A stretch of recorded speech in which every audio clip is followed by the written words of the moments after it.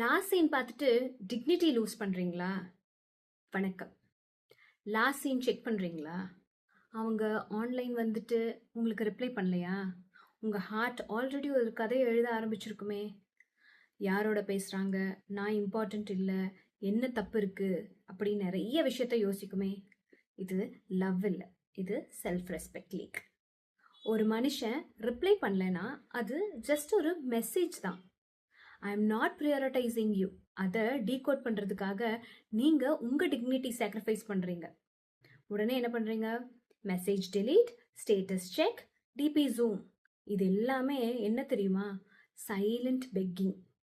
சைக்காலஜியில் இதை micro rejection அடிக்ஷன்னு சொல்லுவாங்க. சின்ன ரிஜெக்ஷனை கூட நீங்கள் ரிப்பீட்டடாக கன்சியூம் பண்ணிகிட்டே இருக்கிறதுனால பெயின் கண்டினியூஸாக இருக்குது. ஸோ இதுக்கு சொல்யூஷன் தான் என்ன? Stop checking. ஒரு நாள் செக் பண்ணாமல் இருந்தீங்கன்னா நீங்கள் வீக்காக ஃபீல் பண்ணுவீங்க. 3 நாள் இருந்தால் நீங்கள் ஃப்ரீயாக இருப்பீங்க. ஒரு வாரம் இருந்தால் அவங்க இம்பார்ட்டன்ஸ் குறையும். ஞாபகம் வச்சுக்கோங்க, உங்களோட டிக்னிட்டிக்கு நீங்கள் கீழே இறங்கி போய் உங்களுக்கு ஒரு லவ் கிடைச்சதுன்னா அது லவ்வே இல்லை. அன்புடன் பவித்ரா.